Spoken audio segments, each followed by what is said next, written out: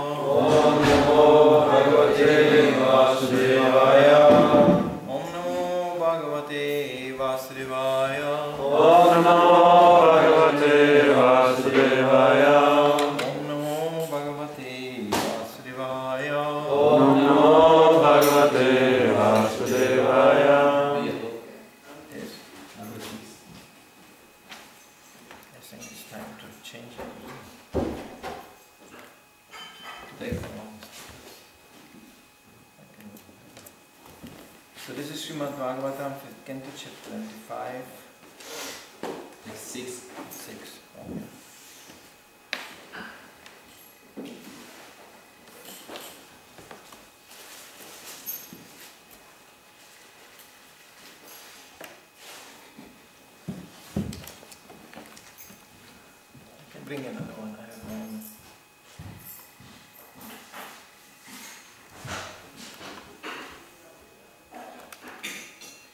Saiva Bhagavananantunanta Gunarnavadideva Upasam Ritamarsha Roshave Gulukanam Svastayaste Saha that Eva certainly Bhagavan, Supreme Personality of Godhead, Supreme Personality of Godhead, Anantaha, Anantadev, Anantaguna Arnavaha, the reservoir of unlimited transcendental qualities, the reservoir of unlimited transcendental qualities, Aridevaha, the original Lord, or non-different from the original Supreme Personality of Godhead. From the original Supreme Personality of Godhead. Upasamhrita, who has restrained. Amarsha, of his intolerance. Rosha, and wrath. Vegaha, force. Lokanam, of all people on all planets. Swashtaye, for the welfare. Aste, remains. Translation. Lord Sankasham is the ocean of unlimited spiritual qualities, and thus he is known as Anantadev. He is non-different from the Supreme Personality of Godhead. For the welfare of all living entities within this material world, he resides in his abode, restraining his anger and intolerance. Purport by Srila Prabhupada. Anantadev's main mission is to dissolve this material creation, but he checks his anger and intolerance. This material world is created to give the conditioned souls another chance to go back home, back to Godhead. But most of them do not take advantage of this facility. After the creation, they again exercise their old propensity for lording it over the material world. These activities of the conditioned souls anger Anantadev, and he desires to destroy the entire material world. Yet, because he is the Supreme Personality of Godhead, he is kind towards us and checks his anger and intolerance. Only at certain times does he express his anger and destroys this material world. Namo Vishnu Padaya Krishna Prastaya Putale Shumate Bhaktivedanta Swami Nam Namaste Saraswati Devam Gurumani Prachari Nirvishesha Shimari Pashkati Dujata. Lord Sankarshan is the ocean of unlimited spiritual qualities, and thus he is known as Anantari. He is non-different from the Supreme Personality of Godhead. For the welfare of all living entities within this material world, he resides in his abode, restraining his anger and intolerance. It's a beautiful description of another feature of the Supreme Personality of Godhead. Anger. Most of the people, will have a hard time to understand. God cannot be angry. Our answer is, why not? Who can forbid God to be angry? Are you God to forbid him to be angry? What is your idea of God? Well, he's nice. To what? Well, he's nice to me, therefore I love him, because he's nice to me. And what is the nice? He will basically agree with everything what I do. If he doesn't agree, I will become angry. So where is this anger coming from? From the very same source, from God, who is the source of all anger. Because without God's mercy, we cannot even become angry. And why we are angry? Because somebody is doing something which is not palatable to us, and we don't agree on that. Then we get angry. Somebody is obstructing or misusing something, and we get angry. Well, turning it around, the same feature is in Krishna, in God, in form of Sankarshan, who thinks this material world was mercifully created for these fools, so they can live in it, because they cannot live in a spiritual world. With this kind of mentality, impossible.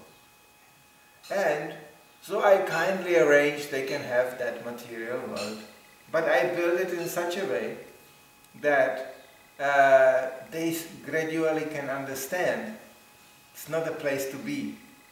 We have to go. Therefore there is miseries from other living entities, miseries from supernatural powers, miseries from my own body, continuously going on. It's like a, pain. Pain is very useful. Because if we wouldn't have a pain, we would destroy this body in no time, without warning. You will cut the potato, you will cut your finger, you won't even notice, no pain. And, and we will think, oh, where's my finger? Oh, but the body is arranged in such a way, as soon as something is hurting it, physically and mentally, pain, pain. That means warning. Pain means warning. Like usually you realize the sound of alarm systems is not very pleasant. Yeah? It's always some howling or some high-pitched sound. You think, can somebody switch this off? Well, but it's useful, because if there is no warning, then like we have a fire alarm system in the house, while you try to put an incense close to it, it will just go,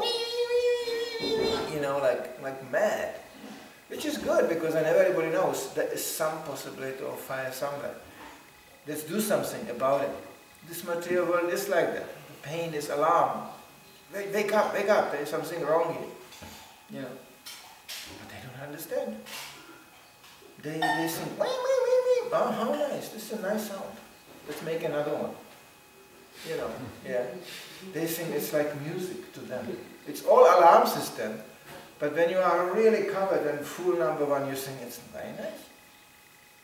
Because when you look at this detail, how our body functions, and how eating, sleeping, sex life, and defense goes on, it's full of problems and pain all the time. Eating, you eat too fast, pain, stomach, you drink something too fast, I cannot breathe anymore. Yeah. You sleep, pain. People think, oh, it's so nice to sleep. No. First of all, you are totally defenseless. Anybody can come and do anything to you. And then what a condition. You just lie there completely like a heap of matter, in a completely unconditioned state. And oversleeping causes pain, mental pain too, dreams, nightmares, which will become so dominant that they will dominate even the daytime. You know, tamagun, this is pain. Tamagun means pain. There is no pleasant tamagun. But they don't know it. And you are covered, you say, no, this is pleasure. You mistake pleasure being pain and pain being pleasure. It's exactly the opposite. So, you know, and sex life. And then comes the consequences. You know, birth.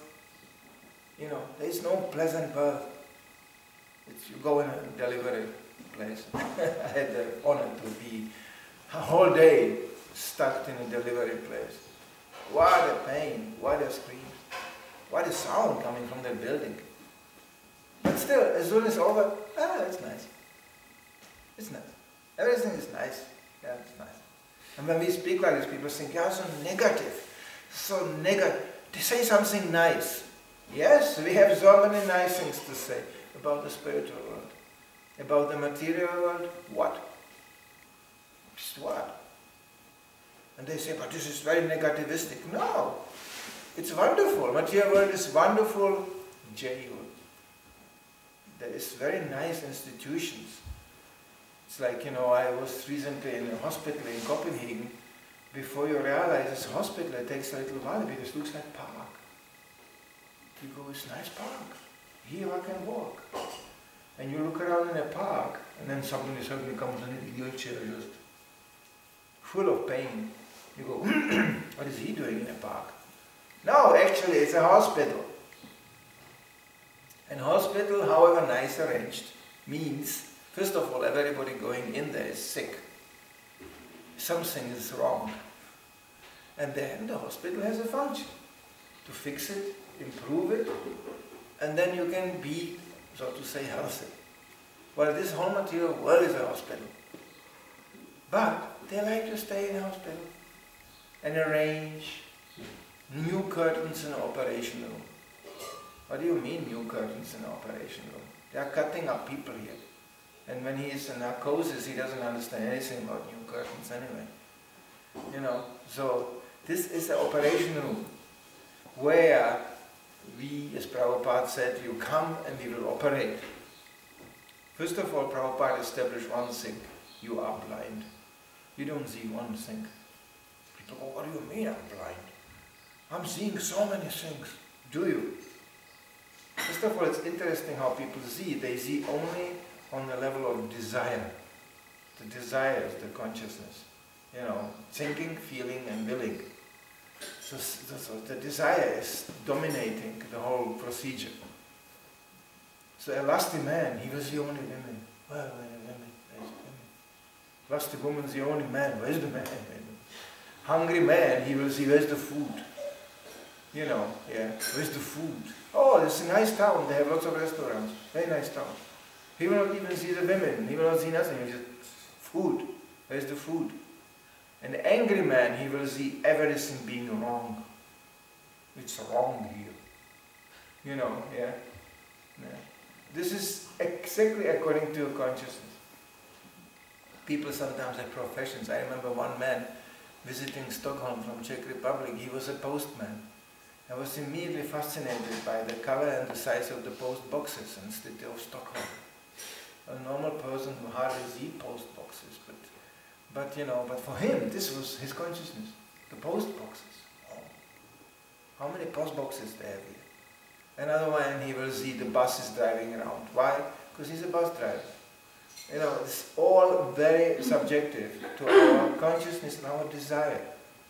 According to our desire, we will see. There is even a philosophy going around, which is a Mayavadi philosophy, that you see things in others because this is you things. It's important to you, so you see it in others. You can say, well, it sounds logical, yeah? When you are lusty, you go, you are lusty. When you are angry, you go, don't be angry. You know, like this. It seems like that, but it's a Mayavada thing. And therefore they say, be nice to others. Don't find any fault, because there is no fault. It's a Mayavada thing. No, there is a fault. It's the first thing to make spiritual progress, to understand there is a fault, and let's do something about it. But people following this Mayavada thing, they think, no, let's pretend it doesn't exist. It's not there. This is deadly, this is damaging, and this is finally completely destructive, because if a person is diseased and sick, and you tell him, no, you are fine, you are simply preparing the way that his disease can spread even more.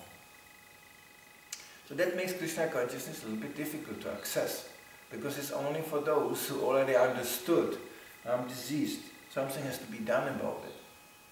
And who try to cover up the fact that they are diseased in so many ways. That's the meaning of intoxication. Intoxication in itself, it's a terrible thing. Nobody can taste intoxication. Do you taste the needle with the heroin? Very nice. No. Do you taste alcohol, really? You know, I remember even as a small child, I was thinking, what are these people tasting?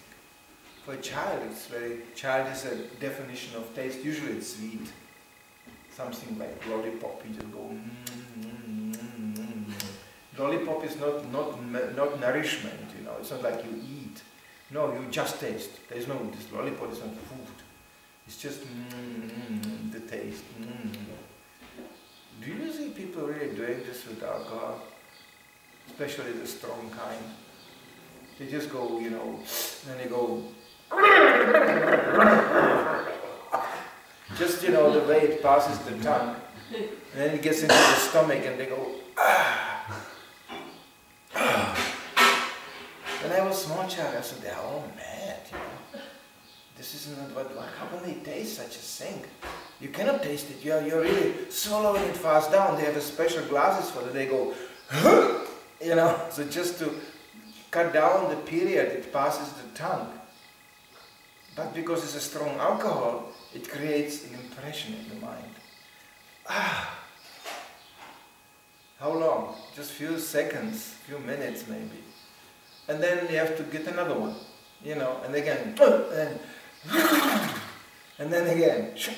Actually the whole material world is designed like this. There is no way you can enjoy something in a lasting way. And even you get something enjoyable, let's say something more of the higher modes, you know, some nice sound, you hear some nice sound, and you hear it all the time. It's the same sound again. You get enough of this, you know, same food. I love this so much, but can we have something else? Because the senses and the sense perception wears out. It just goes, yeah, okay, that's it. Or you sit in front of a nice landscape, the sun goes down. It's nice. Impressive. You go, wow, that's beautiful. And then what? First of all, the sun goes down, then it's dark, you don't see one thing. And second of all, what is the landscape going to do to you, and what can you do to the landscape? Basically nothing.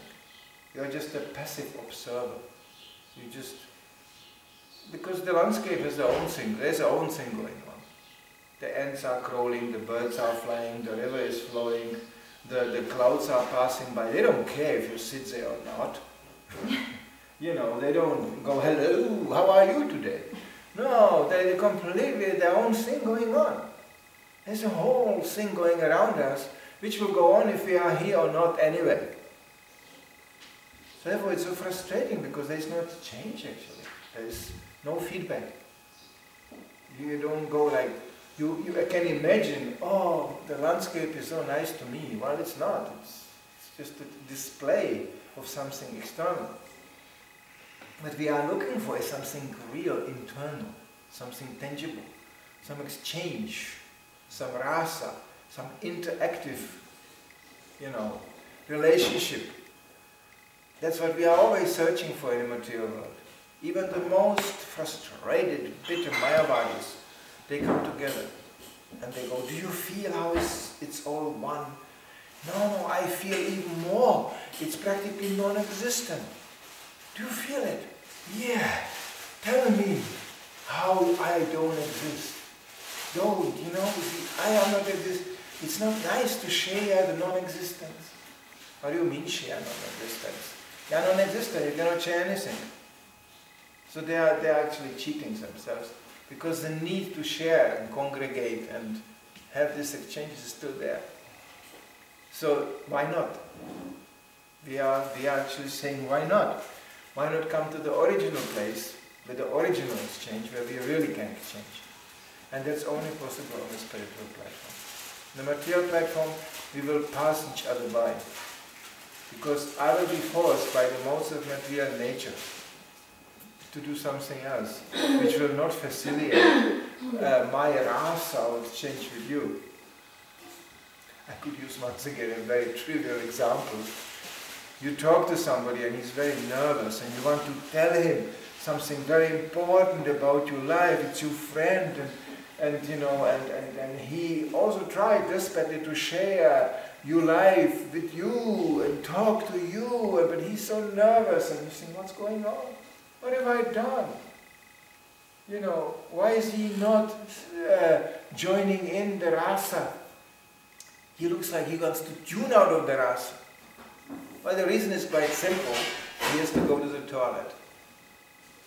And that's how trivial nature is. We have urges, vegam, pushes. And they will push us to do exactly this wrong thing at the wrong time. You know, we want this, you know, and we want that. But it's actually not happening because the material nature is pushing this way and that way. And then we are diverted all the time and forced to attend to things which we don't want to. It's material world. So there is no oneness. And we can read in the scriptures, you know, especially in Mahabharata, you know how bad things happen to good people. You know, actually, even lives of devotees are very often of ghastly trials, you know, bad things. One gets whipped through, I think, 22 marketplaces. What has he done? He was chanting Hare Krishna, that's all.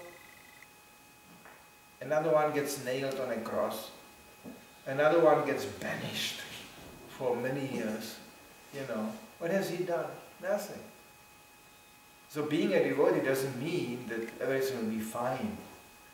No, it will be fine because you will understand where things come from, to whom they belong, and you will understand your position. That's actually the real challenge. My position. And when we understand our position, then all the trials and all the difficulties around us, they are more tolerable. Like understanding that things are temporary. That's the essential idea in all.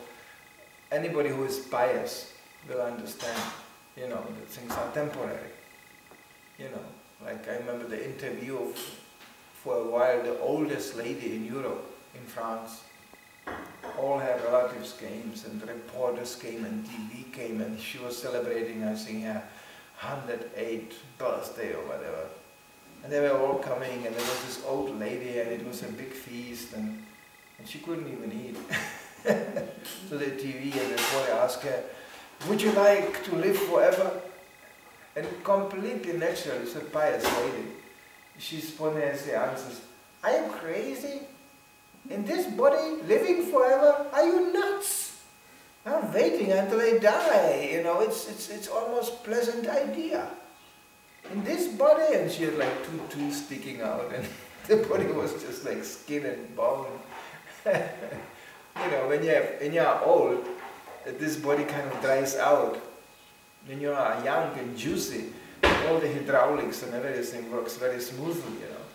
And when you get older, then you start to understand, oh, that's how the body works, because you cannot move it anymore so easily. So you go, oh wow, there's, you know, I have to move it like that, and you go like, oh no, there's a backbone, and look at this neck, and because it's all drying out, the links, which needs oiling, and this oiling is drying out. Ultimately, you end up something wonderful called rheumatism. That really must be fantastic. People cannot move, and it's all crumbling, falling apart. And this is just another proof. Get out of here. It's like a car which you try to fix this way and breaks. Ultimately, you get the idea, let's get rid of it. But to get rid of it means even a devotee, he doesn't do anything violent, he just tolerates. And that tolerance comes from knowledge. There is no other way to exhibit tolerance. So here we have a feature of God which is quite interesting. He has to control his anger because he is actually intolerant. Towards what? Towards the stupidity. Actually, that's the problem. When you are a little bit more intelligent, you have a challenge there. You have to tolerate the stupidity of others. And that's a challenge. Especially if somebody is so profoundly stupid, because pride, false ego, and the lack of brain goes completely parallel together. So the more stupid you are, the more proud you are. You know. And that's a big problem. You cannot say, my dear sir, sorry, you are stupid. What do you mean? You know, immediately attack. You know. So how do you rectify stupidity when it's so packaged in false ego? This is a challenge. Ultimately we can say, even Krishna gives up. He sits there, a Sankarshan, and goes, okay, have your fun. And on a certain point, the whole circle is on fire. And then with the help of Lord Shiva, who is dancing madly and laughing, he is just burning the whole show down. It's a very scientific and hygienic and ecological process how to do it. You know, first scorching heat. Everything is dried out. It's very easy. You know, just the sun coming a little bit closer to the earth, just a little bit. Everything dries out. When everything is dried out and dead, then comes the flashing, like a toilet. Yes. Then comes torrential rain. Rain, rain, rain. Everything flooded. And those who still survived, like the demigods, they will retreat to higher planets because, you know, the universe is a ball. So it's from below flooded and goes up, up, up, up, up. So finally, the demigods who are on the higher planets, they are realizing even our heavenly planets are going to be destroyed. So they manifest attachment, of course. And to free them of their attachment, Lord Shiva with his trident is just killing them one after another, laughing, helping them to get out of the body even faster. And then there's this top planets populated by the highest beings, yogis of the highest kind and transcendentalists of the highest kind. They get a warning. They know, the flooding started. Okay. Then they sit down in meditation and they leave their body on their own accord, on their own. And they simply depart. You know, everybody else will be forced to depart. Departing we will do. If this is understood, then our life becomes much more pleasant. And Krishna never says, just because it's temporary, destroy it. No, why should we destroy it? It's Krishna's creation. So that's actually real ecological. That's really environmental thinking. To know that this is first of all not my property. It's like our environmentalists, they are discussing all the time how not to destroy things. Keep them for the future generation. So we can stay here forever and enjoy. You know, develop alternative energy and this and that and all these plans, completely foolishly powered by the same idea, we will live here forever. That doesn't mean that any capitalist has a right to destroy the whole thing. Just all use it, good cash, and then I will die. That's a demon. You know? No. Both are fools. One is trying to save what was stolen, and the other one steals it right away. You know, because it's all stolen.